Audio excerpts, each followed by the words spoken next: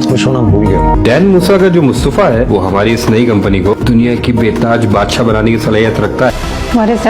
तुम्हारे शौहर के कारनामे। हम अब्बा, मैं इस घर की डील कर चुका हूँ। मेरा ये घर वाहिद पूंजी है और मैं इस घर को छोड़ नहीं सकता। मिलने तो मुझे प्यार, मोहब्बत और अटेंशन भी चाहिए।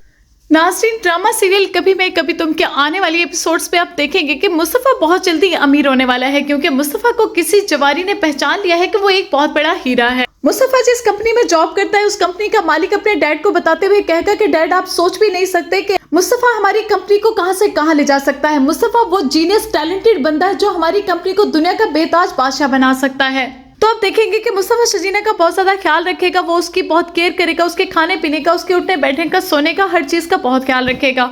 तो शजीना आगे से कहेगी कि तुम मेरा बहुत ख्याल रखते हो लेकिन कभी बेबी का नहीं पूछते। तो मुस्तफा आगे से कहेगा कि मैं जो कुछ भी कर रहा हूँ ये हमारे आने वाले बेबी के लिए ही कर रहा हूँ, लेकिन अगर खुश रहने की बात करती हूँ तो मैं शायद खुश रहना भूल गया हूँ, क्योंकि मैंने इस गुर्बत में इतनी ठोकरें खा ली है कि अब मुझसे खुश रहा ही नहीं जाता। और दूसरी तरफ मुस्तफा के बड़े भाई अदील के आशियों का होने वाला है दी एंड। रुबाब के मैनेजर जिसने अदील के ऊपर कड़ी नजर रखी हुई थी, उसे इस बात का बखूबी अंदाजा था कि अदील एक फ्लर्टी इंसान है। इसी कमजोरी को पकड़ते हुए उन्होंने एक लड़की उसके पीछे लगा दी और वो लड़की जैसे जैसे अदील के करीब होगी वो अदील के लैपटॉप से तमाम एविडेंस चुरा कर रुबाब के मैनेजर को पोस्ट कर देगी और रुबाब के मैनेजर अदील के तमाम घपले रिकॉर्ड कर अदील के ससुर को भेज देगा। अदील के ससुर यानी कि रुबाब के वालिद ये तमाम एविडेंस इकट्ठे कर रुबाब के मुंह पे मारेंगे और वो कहेंगे कि ये देखे अपने सो कॉल्ड हस्बैंड के कारनामे। आपके हस्बैंड ने हमारी कंपनी में इतना बड़ा घपला मारा और हमारी ही पीठ पर छुरा घोंपा है। रुबाब अदील के खिलाफ ये तमाम एविडेंस देखकर हैरान और परेशान हो जाएगी और वो फौरन से पाकिस्तान आने का फैसला करेगी।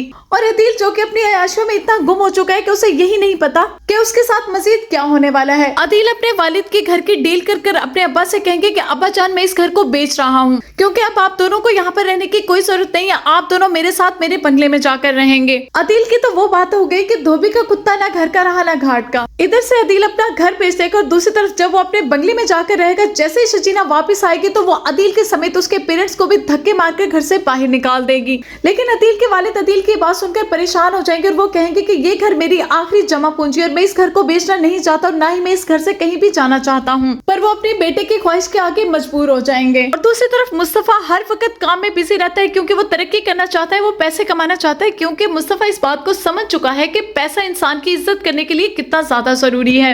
इसलिए मुस्तफा कहेगा कि मैं सिर्फ और सिर्फ तुम्हारे लिए कमा रहा हूँ क्योंकि तुम सारी आसाइशें डिजर्व करती हो। तो शजीना आगे से कहेगी कि मैं ये तमाम चीजों के साथ साथ तुम्हें भी डिजर्व करती हूँ, तुम्हारी मोहब्बत को भी डिजर्व करती हूँ, लेकिन मुस्तफा तुम शायद भूल चुके हो कि तुम्हारी एक फैमिली भी है। नाज़रीन, आप कमेंट सेक्शन में ये बात जरूर बताइएगा कि किस किस को इंतजार है अदील की बर्बादियों का और मुस्तफा की कामयाबियों का।